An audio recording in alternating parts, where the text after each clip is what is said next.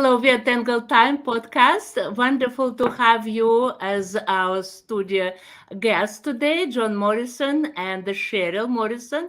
And Ted is our co-host. We're excited because we continue on our topic about Tangle Time podcast and hidden treasures of our history. Ted, could you please welcome our guests? Hey everyone, thanks for joining us and sharing in this conversation as we learn more about ourselves and where we come from. And I'm excited. Today we're talking about the history of our church, not only our church, but, a historic church in Independence, our town. And it's been around 100 and 80 years or 90 years almost now. But yeah, so glad to learn more about it and just all the people and stories that have gone on in these walls as we're all working on ourselves, our faith, our ability to reach out and help other people. So glad to have John and Cheryl with us today. Yeah, so John and Cheryl, please introduce yourselves. We are so happy to host you today. Hi, well, like she said, my name is John Morrison. Thank you for having me on the podcast. I guess the only credentials that I have is that I'm old. I've been in the church for a long time. I started it in 1948. So I've been around for about 75 years in the church. And I've served on a lot of committees. Back in the 60s, 70s, 80s, the church had more committees than people, I think. But I served on many committees. One of them that gave me a close association with the church was the property committee. And it was our responsibility to keep the building running and everything working properly. And I think at some point in time, I've been in just about every square inch of the church, all the way from the tunnel to the bell tower. So I've spent a great deal of time in the church and am pretty familiar with most of it. And before I get started, I just want to give a shout out to Chet Crenshaw for writing the history of our First Methodist Church, because it's a great resource.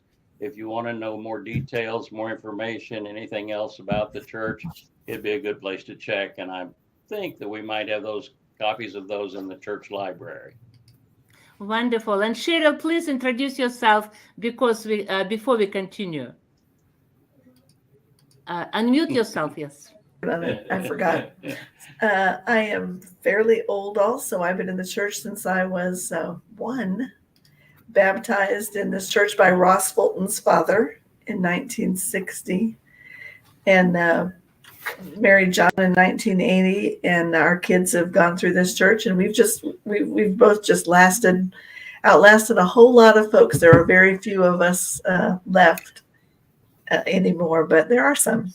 Yes, that's a great start. And I also want to use the moment to greet all our viewers, because we already quite a few watching. Welcome to our podcast. Today we are talking about stones and steeples, the journey of our United Methodist Church in Independence. And our guest again, John and Cheryl Morrison. So we're excited to hear your story. Also, please, if you have questions along the way, just put them in comments and we will put them on the screen that Cheryl and John can answer your questions right away. Okay, please, let's begin.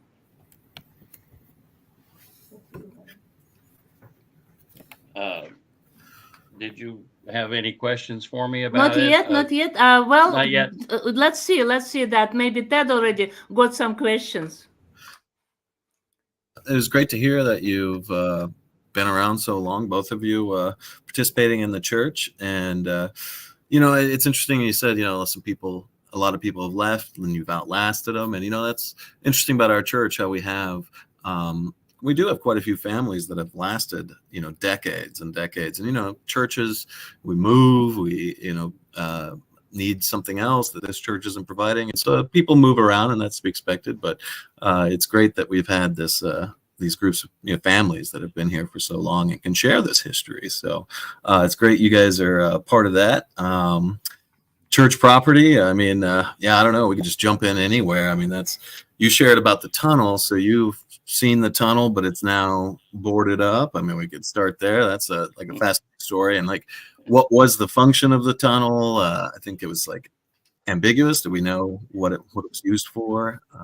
Yeah. I think you could probably choose whatever story you want. Nobody really knows. We do know that the tunnel existed. I've been in it. I wasn't supposed to be, but at the time I was in the youth group at the church, and along with Gary Turner, we decided to investigate the tunnel, and were able to squeeze down into it. The tunnel is basically right underneath one of the large piers that support the roof of the church. And when they dug down for that support for the pier, they had kind of a hollow sound. The guy that was digging the hole found kind of a hollow sound, and so they were very careful then digging around, but managed to create an opening and were able to crawl down in it. And when Gary and I went down in there, the tunnel is about 20 feet long, and probably about 4 feet wide at its widest. And you can easily see on the wall of the tunnel that there are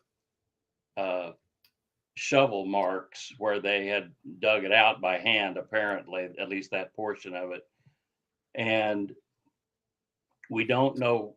We think when it was dug out was during the 1859 construction of the church. And it may or may not have been a place to hide for one of the preachers. Preacher at the time was Reverend Leftwich. Excuse me, from time to time I check my notes because I've got a 75-year-old memory. So Reverend Leftwich was here, and he was a Southern supporting preacher. And with the Union forces coming into the area, he might have needed a place to hide. Maybe at some point in time connected to another tunnel that may have gotten him further away from the church. Or it could have just been that maybe they dug it to ventilate the church. We don't really know. Unfortunately, they were on a very tight time schedule, and the piers need to be supported to support the roof. So the construction company that was working on it at that time went ahead and filled it back in, so it was a solid surface to put the piers on. So it's inaccessible now. It would probably take some large machines and equipment to open it back up again. Yeah. Yeah, and that's a mysterious thing that I think causes so much interest, and that's good. But I'm glad it's not accessible at this time. But so let's, because I see that we started getting questions. But before we move to questions, let's begin where people can hear about the very, very early history of the church.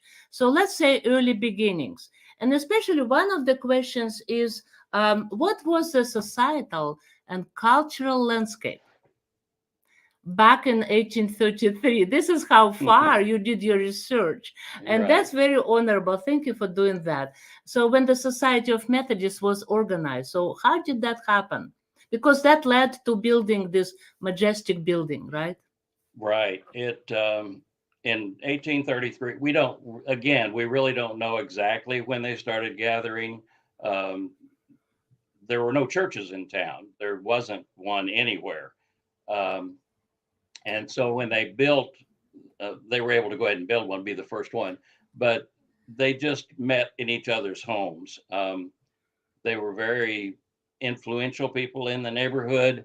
I've got, for anybody who may care or want to know, that the 10 founding members of our church were Harry and Rebecca Ruby, John and Jane McMurray, Smallwood and Nancy Nolan, Jesse and Angelina Nolan, and Reuben and Mary Wallace. And Reuben Wallace, if that sounds a little familiar to you, was Bess Truman's grandfather. Oh, And so he was one of the founding members of the church. And like I said, they met in it was and they John, met at, when you don't move away from the microphone, otherwise we oh, are losing you. Yes, oh, you am want I it to be okay? right straight. Okay. Okay. Yeah, but The Dr. McMurray was a doctor, and so they met in his office on Sunday mornings for church. And during the week when they'd have prayer meetings, they would meet in individuals' homes. And so they met wherever they could to start with. And it may have been 1833, could have been 1830, we don't know, but it was very nearly around that time. And then they continued to do that without a preacher or any guidance. And then they decided that they should try to build a church. And so first they needed to be a church and they needed to be recognized by the Methodist Church statewide. And so the Methodist Church finally recognized them as a Society of Methodists in 1835. And at that time, the preacher that they assigned was J.P. Hulse. And he was the first minister that was actually assigned to the church.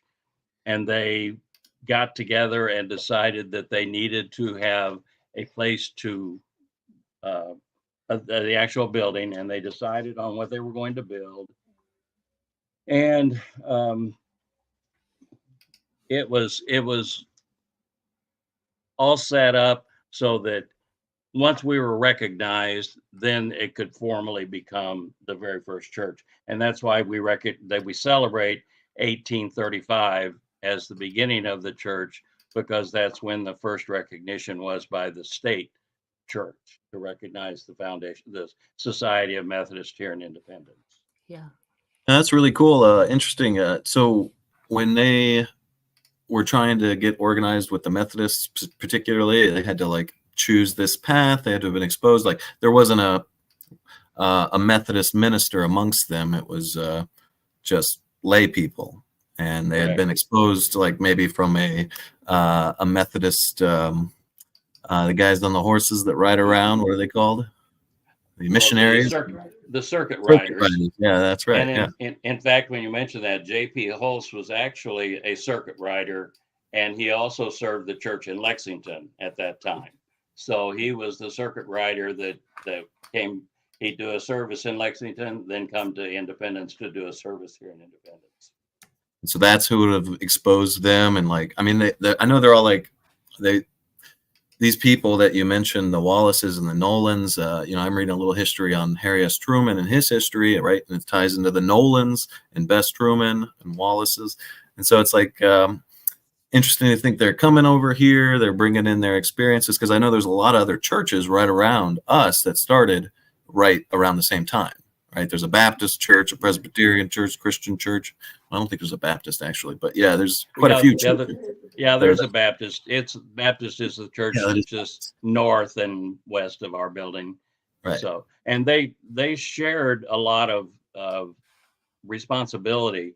When one church couldn't meet for one reason or another, they would, like during some of our construction, we met in the Baptist church on first and third Sundays, and the Presbyterian church on second and fourth Sundays. So they let us use their church after their service was over. So we did all work together. But the first one that was actually constructed was the little small building. You've got a picture of that, Lydia. The number one picture is of that actual building, and it describes it. You see, it has two doors, and one of the door on the right, as we see it, was the door that was mainly for the white parishioners, and the door on the left was for the black parishioners, and they would go up the steps to a balcony in the back of the church, and that's where they would sit. And you can see a chimney right there on the roof. That's on the men's side of the sanctuary. The men sat on the right-hand side, and the women sat on the left-hand side, and they had their own furnace over, or a little wooden heater over on there's each side of the church had their own heater. Oh, okay. So I just want a moment of clarity. I had heard the two doors was one for women, one for men, but this is one's for white, one's for black. And so they did have black parishioners like in the very beginning, or Yes. Yeah. they would bring. In the very beginning, as near as I could tell on the records, they had 22 white members, and 2 others were on probation for some reason. I don't know why, but they had 8 black members and 4 were on probation. So the black members were part of the church. And again, it's only from different sources saying different things. I've also seen the same thing, that the door on the right was for men, the door on the left was for women. But with the interior construction of the building, on the left side was where the stairs were that went up to the balcony. So it's kind of an assumption, I guess, on my part that would have been where the black members would enter. Well, that's really interesting to hear. I didn't know they would. I mean, were they some of the other parishioners slaves at the time? And I kind of wonder, like, because that time period when it first started, I mean, slavery was, available in Missouri, right? During this time, slavery was pretty much the way of life, and most people who could afford to have additional help would hire black people to serve, to help them in different capacities around. The Nolans, for instance, had property, and they were slave owners, and that could have been the ones who worked in their farm, in their property. So I'm not sure. I can't, I don't guarantee anything. I'm just basing it on what I've read and what I found out. But yeah. Did they list the black members' names, I wonder? I couldn't, in my research, I didn't see any of the members. The only members I had that were listed by name were the trustees, were the 10 that I listed before. And those were the 10 who were listed as trustees when the church was originally built. Gotcha. Yeah. And because I noticed in a lot of old literature, they don't list black people's names. They'll say, two slaves or something like that. So I wonder if, yeah. But yeah, that's really fascinating to hear. I mean, it's great that they were able to bring them into their church, despite the situation going on at the time, and share that with them. So 30 members total in the first grouping. Is that right? Right. Yes. As far as I'm aware.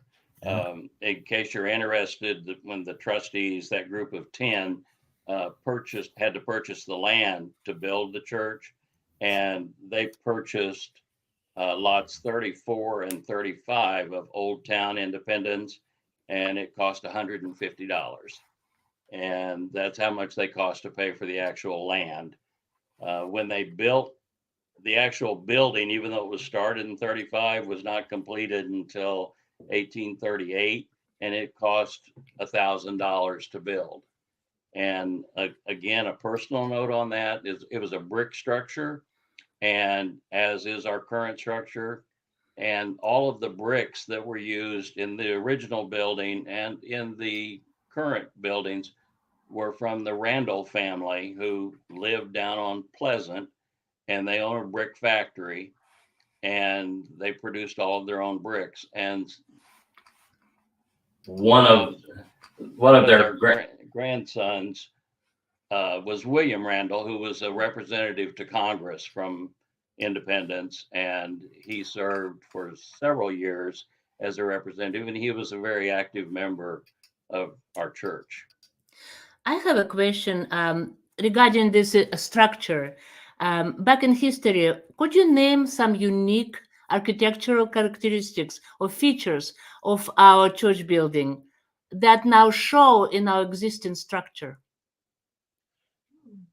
Well, I'm not an architectural engineer, but in my studying of the actual building, when the current building was built, it it was built according to a lot of the tradition in the Methodist Church.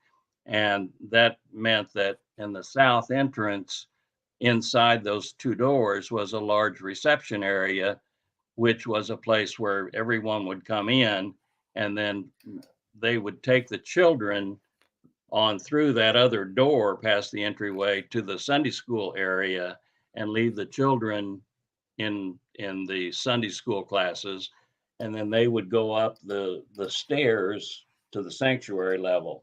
And again, the curved stairs, and I don't know, like I said, not an architectural engineer, but it was something that was very important in the planning of the church. The people really wanted to have those circular stairs going up, and then having the stained glass windows to be put in. So that's about all I really know about the architectural design. Somebody told me it was Gothic design, but I'm not sure. You mentioned those stairs at the front entrance at the narthex. They are so impressive. It's like you enter a palace, very beautiful. But I don't think that. What about you, Cheryl? Did you see such staircases in other churches? No, but what I was going to say, clearly the Chiefs like the stairs. Yeah, right. So we must have. That's very true. I like that. No, I frankly think our church is one of the prettiest churches uptown. In the 80s and 90s, we had brides come and who we'd never met before and say, could we have our wedding in your church because it's so beautiful? So yeah, I totally believe it is. Yeah, very beautiful. When it was first built, it was considered the most beautiful religious structure west of the Mississippi, is how newspapers wrote about it. So, and it largest and most beautiful. So it's impressive. Yeah. Which structure did they write that about? I wonder, because I mean we've added to it, right? That first structure. Well, the first structure, that little red brick building, was torn down in 1856 because they decided that they were growing, and they were having a lot of problems with that building. The roof leaked. They were having problems with the wood rot, and they just felt like that they either needed to fix it up or build another one. And they talked about how much it was going to cost to fix what needed to be fixed. And it was going to be so expensive that they decided that the best thing to do was to build a completely different structure and use as much of the bricks and wood and so forth out of the old small building as they could, to save on cost for building the new structure. But the new structure is the one that was built in 1859, which it is our current building. Is it this one? No, it's this. Can you come back to the screen again? That's okay, I got it. Can you bring the back? There. Okay, yeah. Okay, there.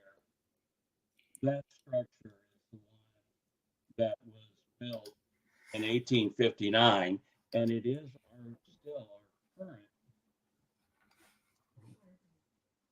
Oh, you hold it over there? Okay. Yes. Yeah, there you go. There you go. That's a good idea. That is the current building that we use today. Exactly. It's got a new roof as compared to what that was. And it's kind of hard to see on that picture, but if you are familiar with it and can see there's 3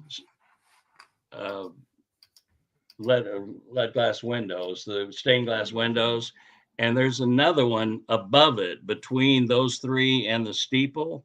There's actually a 4th stained glass window there. I wish you could see it better. Can you get just the We'll have to get a copy of this image. Yeah, You it's need to pretty go cool. up a little bit. There. Well, anyway, take my word for it. There's a fourth stained glass window in there, and it was blown out by high winds at some point in time. And they were trying to figure out a way to fix it.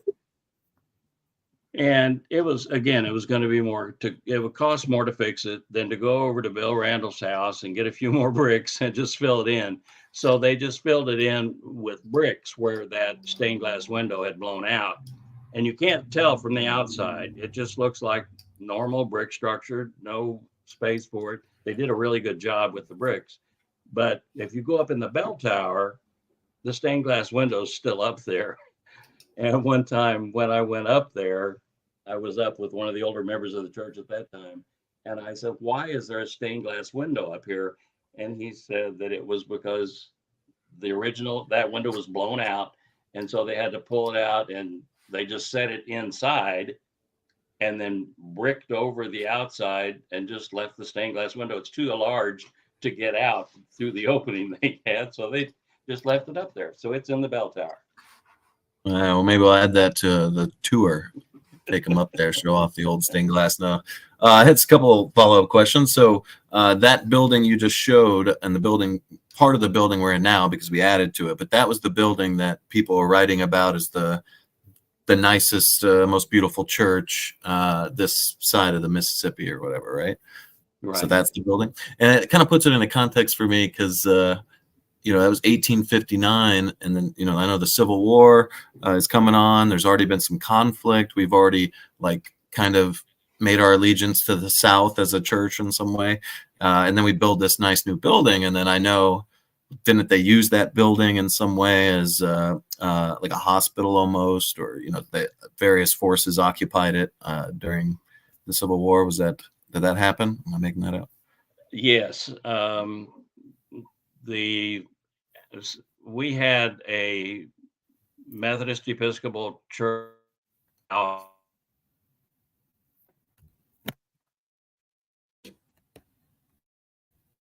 It doesn't matter. Anyway, he was very outspoken as a South celebrator. He loved the South, and that's what he supported. And so when the Union forces came in, they burned many buildings just because it was war.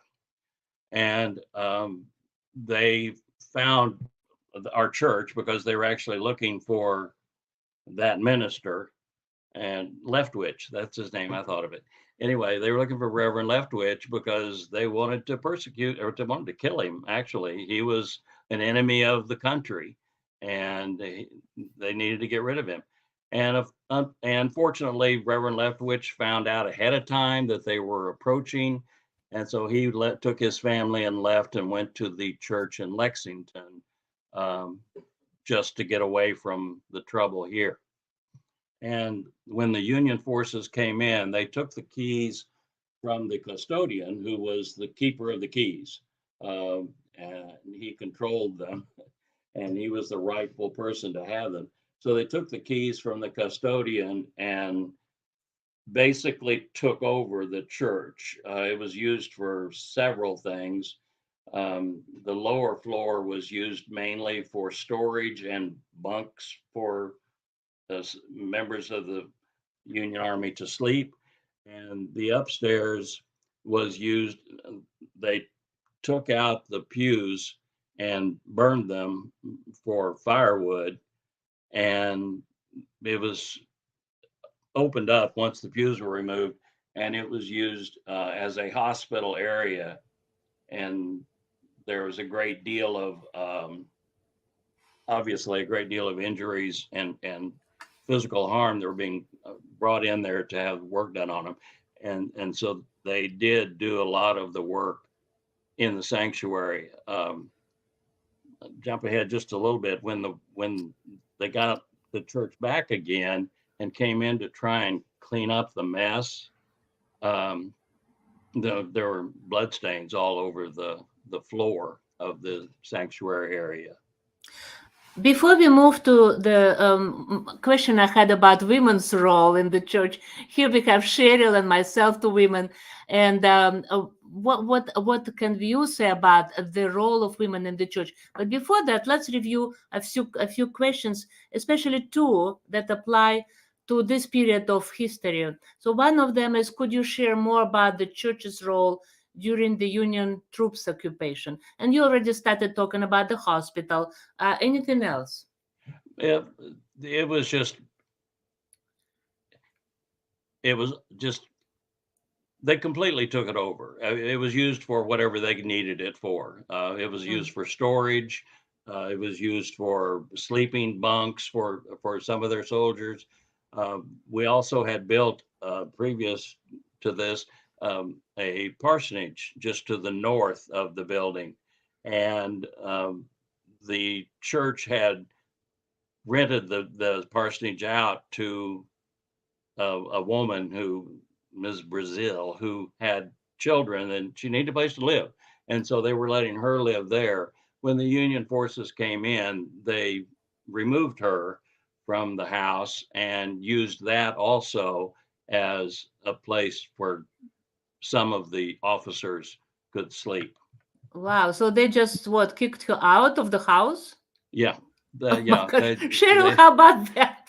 That is something. What? Talking about women in the church, right? But before that, one more question about the tunnels from Gary Turner, who was our guest back in October. So his question is, John, you might mention that there was an extensive network of tunnels under the business area of Independence that the church tunnel may have connected to. That's true.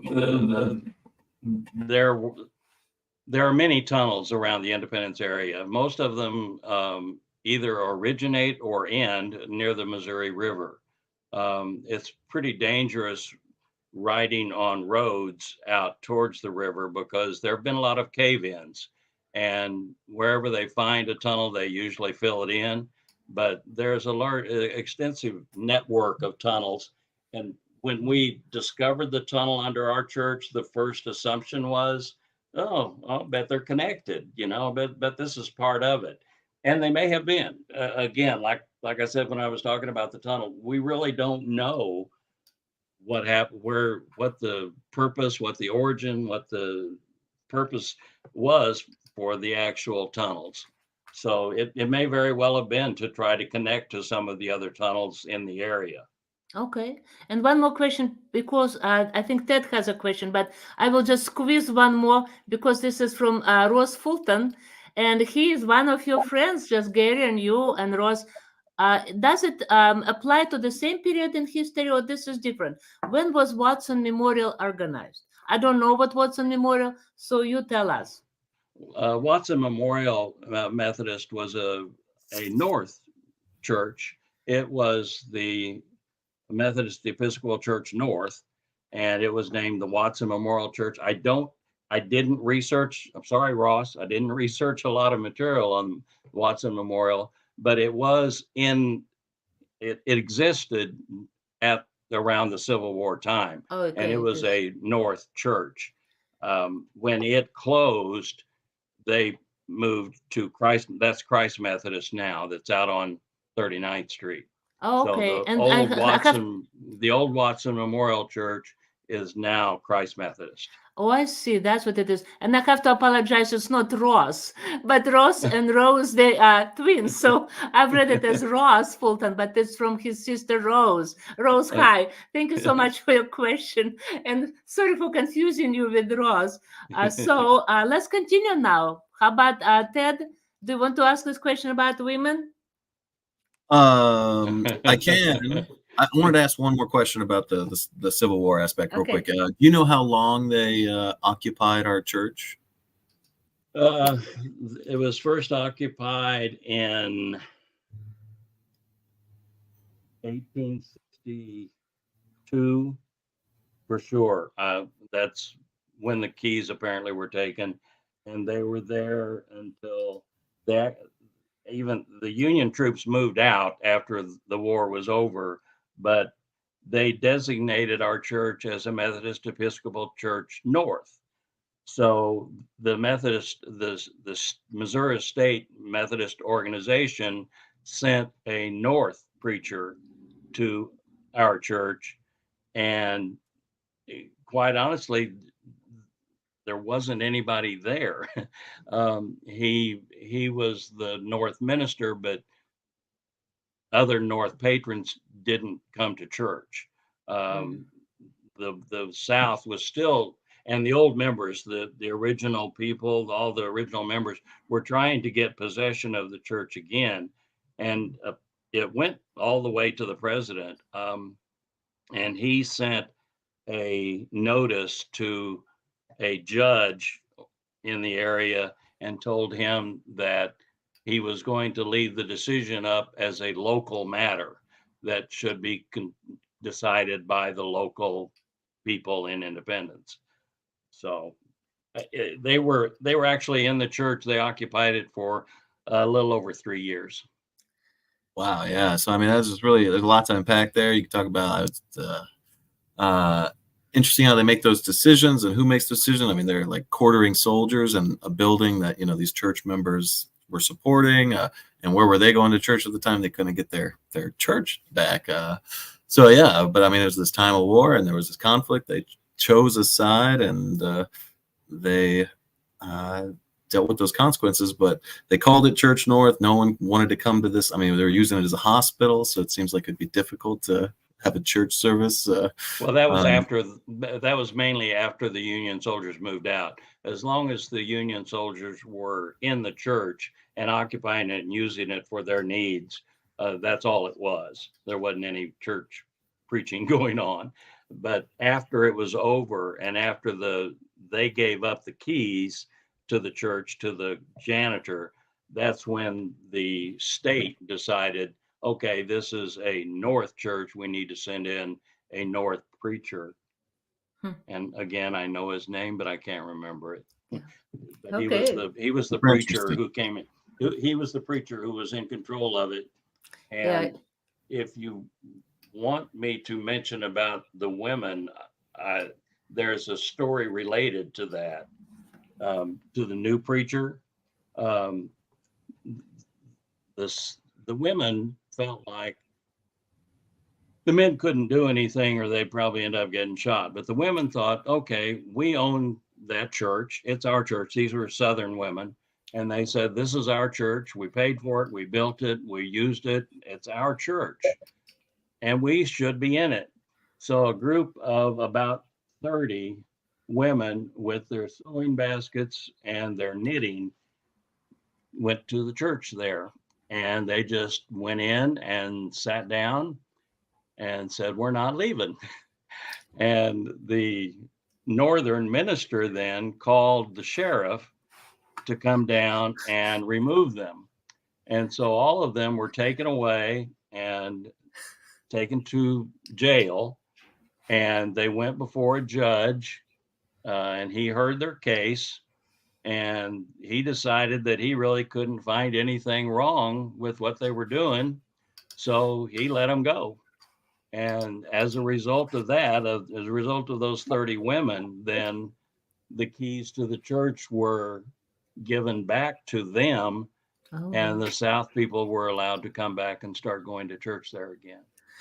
That is very, very fascinating and exciting, because I had the same question, Ted. It's like, during these 3 years of war, did people even have worship services?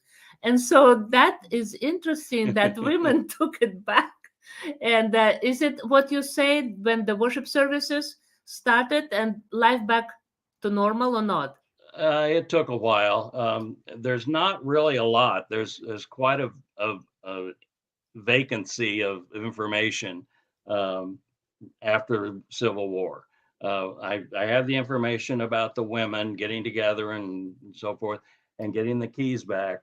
And all it said after that was that when they got back into the building, the damages were extensive, and all the funds that they could raise in the church had to be used to repair what had been torn up and destroyed.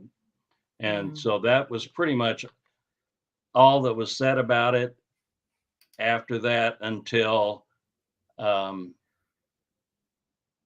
until close to 1900, Wow. before there's really any more information about it. Okay. Okay. So that seems like Ted, you look like you have a question. I can keep asking questions all day, but yeah, if you want to move on to a specific topic, that'd be fine. I'm just curious, like, those women that came back, like, did all the original Southern members like come back and claim that church? And I mean, I'm curious if that grew. Did they invite other people in? I mean, it's grown to be what it is now, so eventually that settled down. But yeah, so the original Southerns went back to that church, and that same membership. Was it still the Wallaces and Nolans and McMurrays at that time, or and their families? But they didn't really all start as soon as the women got possession of the church. They started cleaning it up and repairing it. Men came in repairing it, but they still didn't have a minister, because the only minister that was assigned was the northern minister, and they wouldn't let him stay, wouldn't let him come in to preach. And so the Missouri Conference then decided to send a Southern affiliate minister. And once he got there, then they all started having church in their own building again. During the time that the Union forces were there, as near as I can tell, there's just a small amount of information, but they said that they appreciated the use of the Presbyterian Church and the Baptist Church, helping them in their time of need. So apparently that's during the time when some of the services were held at those churches. And again, some of them were held in offices or homes. yeah, fascinating. Raised lots of other questions, like, if any other churches experienced a similar situation. Were they other Southern sympathizers that got occupied? And then, yeah, your story about them getting it back eventually with a Southern pastor. It makes me think, well, what was the structure like for the Methodists at the time? Did they have like a Northern conference and a Southern conference that tailored towards those different demographics? Yeah, there was. It was the Methodist Church South and the Methodist Church North, and it specifically was that way in Missouri. I'm not sure, if other states were that way. Some of the southern states obviously only had the one conference, but I really don't know. Yeah, it makes me think about, kind of connecting it to modern times, our relationship, our issue with sexuality and the LGBTQ issues and all that. And it's kind of a similar situation. Very, yeah. I could see what you're saying, because I've been thinking, listening to John, when you said that planting a northern pastor into a southern church, it almost like putting a pro LGBTQI person into the against congregation, and that would be quite an experience, right? Not a very attentive audience. So great question, Ted. That's great. So I think the more we learn about history, the more exciting it is, and I think that's what we call it tangled time. Because without looking back into history, we cannot understand sometimes what's going on now. But now it's definitely civil war. What does it have to do with us? A lot. Because then maybe we can learn something from our predecessor, right? From those families and what happened. So thank you. That is a great conversation. So let's now talk about next topic. I love the story about women. I can't help it, how they took over. So let's talk about now changes, because it definitely history of the church is shaping, and then it's kind of reflects in the architecture, because people's tastes and culture changes. So we wanted to talk about new construction and changes that reflected in the building that we see now. With the existence of the building, that picture that Cheryl showed, and then the one basically that we have now, it was very limited by it was just too small. There were the only place for classrooms, as you are aware, is on the first floor, and there's about a half a dozen classrooms there. and the large meeting area. But As the church grew, I'm getting an echo. Okay. Anyway, as the church grew, they needed to build more space. And so they decided to undertake another development, and that was to build the education wing, which is where the current library is and those classrooms and the church secretary's office.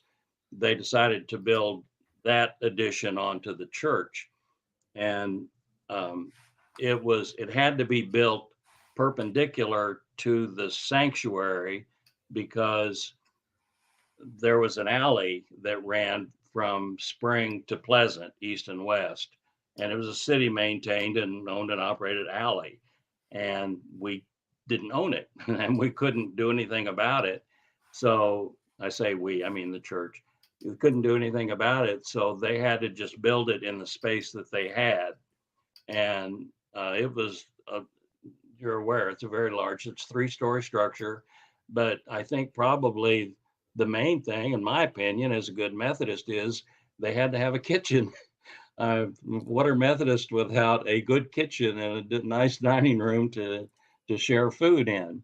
And that was one of the main purposes of the addition, was to put in a kitchen and a dining room so they could have dinners to include the whole community and community involvement.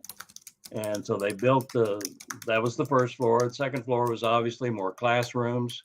At one time it was the nursery, and in between the nursery and the young children's room, there were 2 offices. One was for the church secretary and one was for the church treasurer.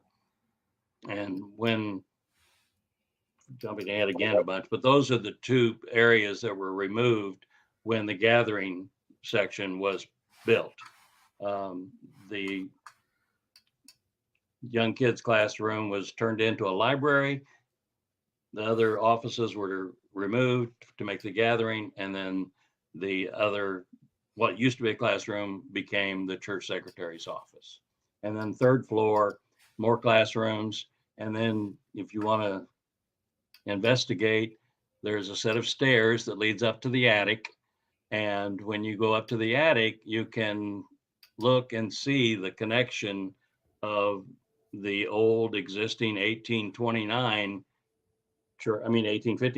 church built and the 1929 addition. You can see where the bricks come together. So it's kind of interesting seeing it from that point up in the attic. Yeah, it'd be great to get a tour from you. You could show me around, because I've wandered around and I love it. It's an old building, right? It's been around, 160 some odd years that building, yeah. Right? Yeah, well, actually almost 190, because it was built in 1830, completed in 1840, started in 1838. So yeah. So we use those bricks. We use those bricks to build that, and it's still around, and it's great to see all that physical history. And as I said, just we have families that have been connected to our church for a really long time, and this is all that history that we are drawing on and building upon. And we all those extra rooms you talked about, we've been using it for a preschool for the past 40, 50 years. I don't know, how long has it been? Anybody know how long the preschool? I think about 30 I've heard, but I might be wrong. Yeah. I think that's close. Cheryl? Yeah. How many? 30? I think that's close. Katie was a baby, and she's older now. But we used to take the youth groups on a tour of the church in the attic and up to the bell tower and talk about all this stuff, just so that they would know, what they're growing up in. Yeah, and building upon. Yeah, I think that's a great idea. I mean, I've showed the kids around, but it'd be great to get an expert who has some experience and stories to share it with our youth. So I think they'd like that, especially like if we can get up. I mean, I've always kind of imagined going up into the bell tower and checking that out. I know where it's at. Cool. Yeah. Well, before the 1959 remodeling of the sanctuary, Do you want to bring up that picture of the back of this or no, not that one, the black and white one? There it is. Sorry, this is not a good picture. It's a picture of a picture, and this is what the sanctuary looked like prior to the 1959 remodeling. And you can see where the two pictures are on the wall up there. That's pretty much the extension of the old 1859 building. The cutout there that you see, there was a organ back behind there, and those were pipes. It was a pipe organ, and there was one or two pews sitting or across there, perpendicular to the wall, and that's where the choir sat. But this, you can see hanging the light fixtures, or like wagon wheel lights that are hanging there, and it was a lower ceiling. At the time this picture was taken, the ceiling was only 20 feet. And so it was a lot lower ceiling, and there was an attic that went all the way across from the narthex, across the complete sanctuary up to the other end of the building at that time. And Gosh, John, what do you want to tell us about the attic? well, I don't know if Ross is listening or not, and he will deny it, but He's listening. He has a question. He's probably deny it, but I know somebody went with me when I was a teenager, or younger than that probably, and we went up there. The sanctuary had two side entries instead of the one central like it has now.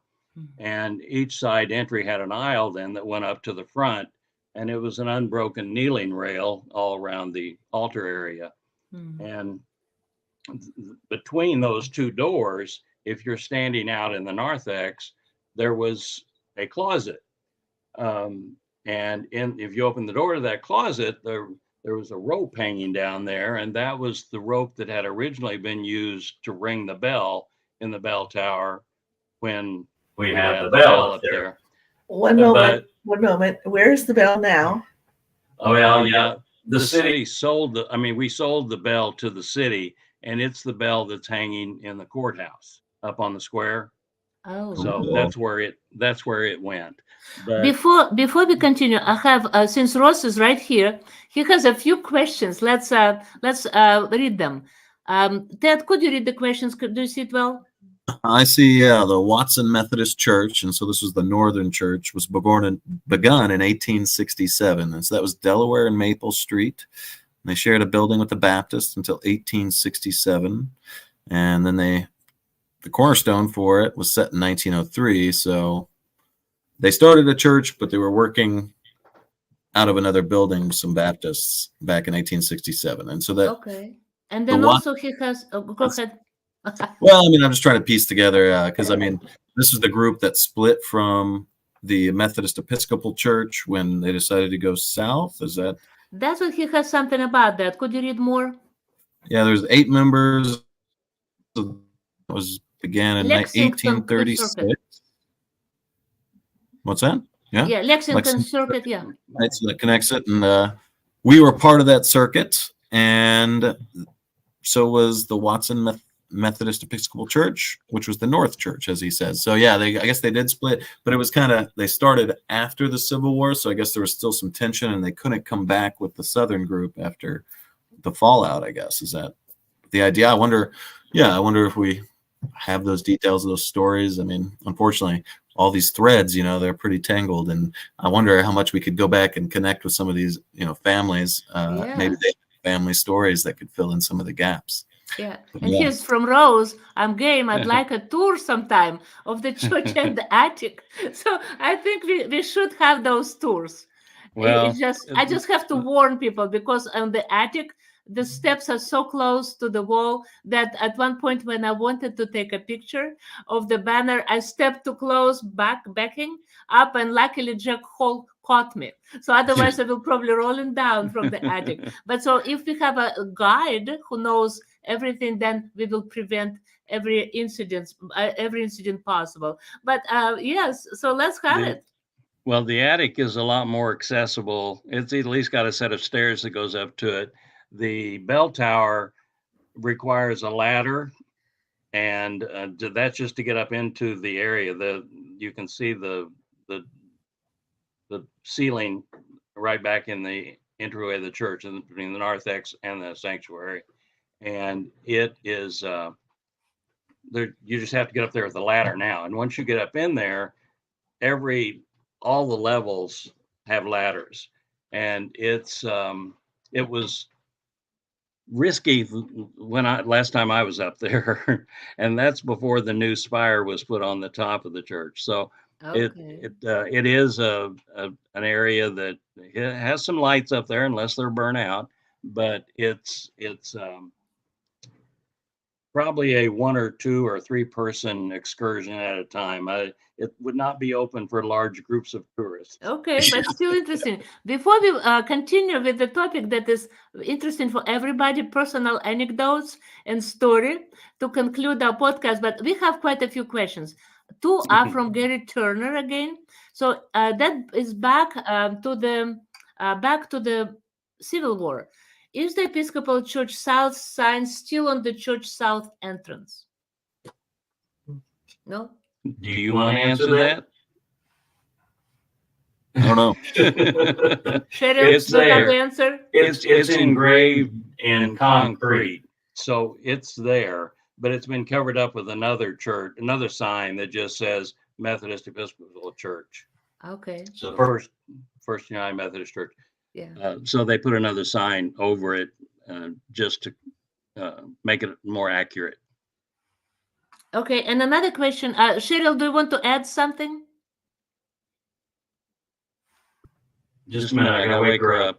I do not. I made the mistake of thinking my battery in my laptop was going to last, and I'm That's sorry. okay. That's okay. I We no, I don't have anything to add. okay. We're just so happy that you're back. But so, for a question from Gary, was there any role that the church played in the travelers westward on the Oregon, California, and Santa Fe trails? That's a great question. The only thing that I could find in relation to that was that some of the very early members had left and were no longer part of the congregation, and the reference was that they were going to travel to Oregon and try to establish a new Methodist church there. But that's all I really had that was in relation to the trails. I'm sure that as a jump off town that Independence was for all of the trails, that many people attended the Methodist church and then decided they wanted to head west. So I'm sure it was an opening place for all of that. The only one I found was that one couple who had attended the church for a long time, and they had some kind of a gathering at one of the charge conferences, and in the charge conference notes they recognize those people as having traveled on. Yeah, that's really cool to hear. I mean, we are really centrally located for that kind of interaction. I mean, right down the street from the square where all that business went on. And so I'm sure we had lots of interactions. Hopefully they were able to share the word and give a good blessing and support them as they were heading off into dangerous territory. But yeah, it's interesting. We have at least that one story. I'm sure some of our members, probably decided to join that excursion out to the west. So Yeah. One comment from Ross Fulton again. He just shares another source of history of the United Methodist Church, Churches of Missouri, and he gives the name of the author, Richard Seaton, written in 1984. So, and it seems like it's available in our library. So maybe we'll encourage our members to borrow it and read it, and maybe we can have another podcast again that you could share more of your findings. So he says those lights were not burned out last summer. Okay, so we will see. But we also have a few questions that I will ask one question after you share, you and Cheryl share your personal stories. Oh, again from Ross. Look, Christ United Methodist Church has quite a few artifacts from the old Watson Methodist Church in their library. Yeah, it was a shame that that building was torn down, Uh, but it was, and I'm glad they saved some artifacts from it and were able to take them to Christchurch. okay. He mentioned a book. The preacher, Reverend Leftwich, who was the one here during the Civil War and involved in many um, interactions with the North troops, the Union troops. He wrote a book called Martyrdom in Missouri, Mhm. and it talks about his relationship. And he also wrote in the Methodist newsletters, Methodism in Missouri. So he has some writing also about his interaction and his involvement. So Do we have that book in the library, John? In the church library? I'm not sure. I couldn't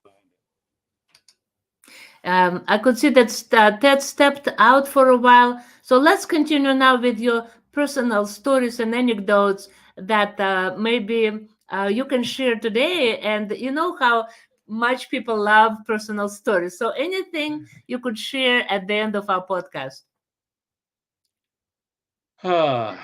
Well, I've shared a few of them. I can see Cheryl laughing. So I think it is Well, something.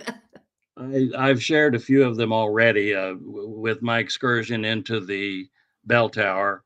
I've been up there several times, and it's neat to see, and it's really interesting to see like the stained glass window up there and the old rope.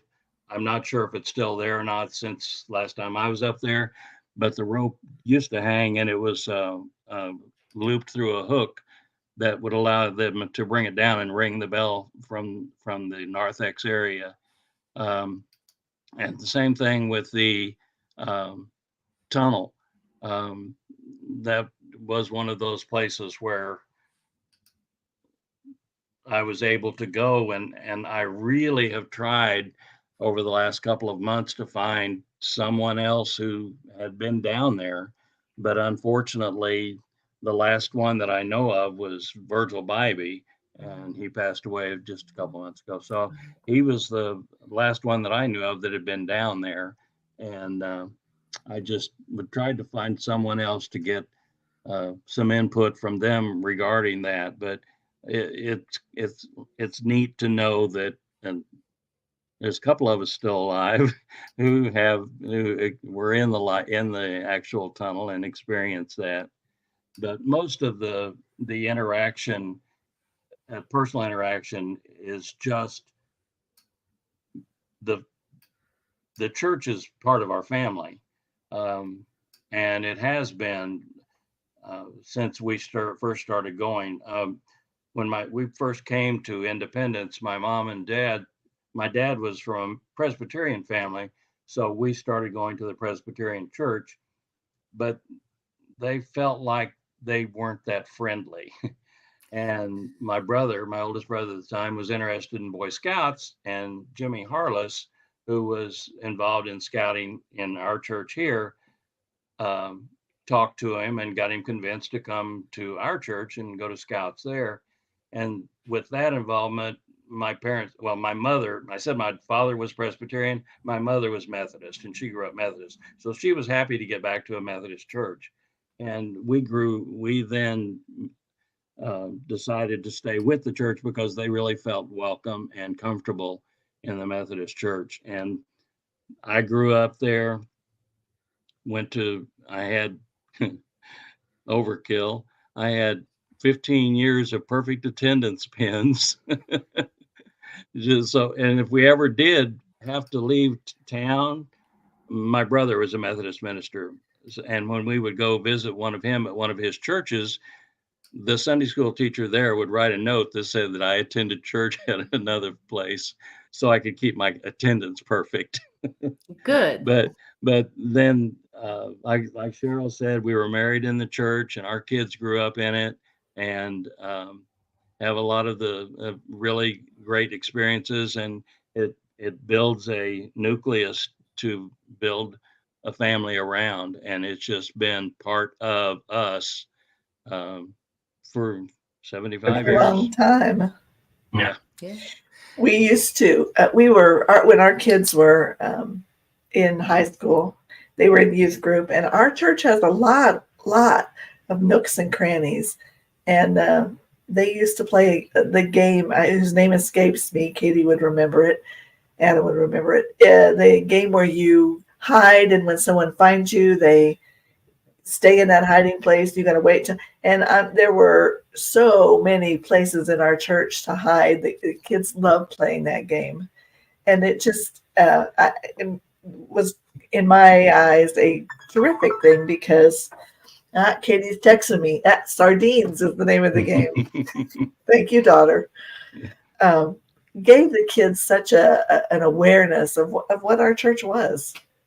So yeah, it's been an awesome place for us. We got married there. Katie and Zach married there. Katie's daughter Ella came up to the sanctuary a year or so ago. Katie was telling her, "Yeah, this is where we got married." Ella She's is adamant. 5. She's 5. She's adamant she's going to get married in this church too now. So I hope we've passed along something. Yes, I think so. And then Deborah Abbott asked a question: what keeps you here? Yes, you have a rich history, but you're still coming. So do you find the same what brought you here, or it is something new you find? It's very different than it used to be. There are not very many families. Steve and Anita, the Kellys, Kathy and Karen, Susan Wapata. There are not a ton of people who are still at this church that were here when I grew up. And one of the things that we have had issues with for the last 20 years is we're an urban church. We pass 2 or 3 Methodist churches to get there. So it's not a proximity thing, it's a commitment thing because you choose that church. And I don't know that we'd ever, even at times when we have not found what we wanted here, we still keep at it. My philosophy is if you can't go with 50% of what's going on at church, then you need to find another one. And I've always hit that 50% level. Oh, that is awesome. We need to start quoting that. I like 2 sayings that you said. It's not a convenience, but it's a commitment that keeps us here. Thank you, Deborah, for a wonderful question. John? John? My brother is a Methodist minister, and he always told me, if you don't like the preacher, just stick around for a while because he'll have to leave. You can stay there. That's very true. So Ted, I think you could say something about the new vision that maybe we will connect it with the ending of the podcast, because people like John and Cheryl and the people who were here from the very beginning, very faithful people of commitment. How can we continue the vision that the church has originally? But of course, like Cheryl said, time changes. So what do we need to do that people get energized again and start bringing more and more people to our church? Well, I think a podcast like what we're doing now is a great start. Some of the other podcasts that we've done and our streaming and audio, hopefully reaching out to more people, bringing people into the doors. So thank you for sharing your story, sharing our stories, right? That's going to be one way that we connect with people and bring them in. We've all got a story.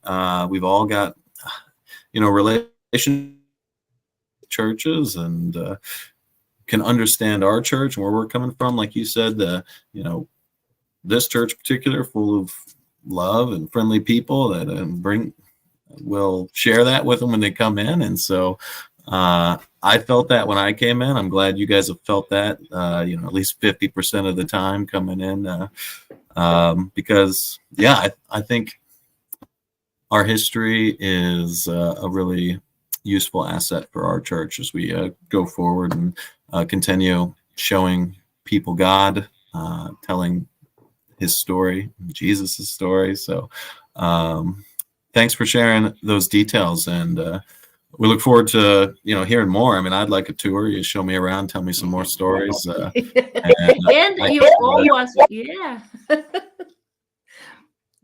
like you that's owe another us a tour. people in. Yeah, if you share with some of those stories with me, I can share those stories with other people as they come through our church and like share that history, right? I mean, blood and sweat and tears have gone into this church, this building.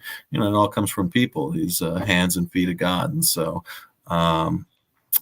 yeah, I'm excited to keep meeting people and hearing their stories and what they have to share from their past that we can learn from. And I don't know what's on the what's next on the schedule, but I'm looking forward to hearing from you guys again. I've got lots more questions. We could probably talk a lot more. So Absolutely. So let's continue praying for the growth of our church, for the future of our church, and that the Spirit of Christ and the Holy Spirit will ignite us all and lead us into the future that will surprise everybody. That square is growing. We are on the square. Lots of new things are happening. So we will be right in the place where God put us in the very beginning, 190 years ago. And so we have Rose saying, I just opened Facebook to see the podcast, delighted to attend. So good to see all of you. Thank you so much, Rose, and thank you everybody who watched us today. Thank you for your wonderful questions and comments. Thank you, Cheryl. Thank you, John, for you worked hard on this presentation because that took months to collect all this material. I appreciate it, and Ted and I both. Thank you so much, and have You're a welcome. wonderful and a blessed evening. And soon we will see you again. God bless you all. yeah, it's Thank great you. to see you. Great to talk. Yeah. Bye. Bye. That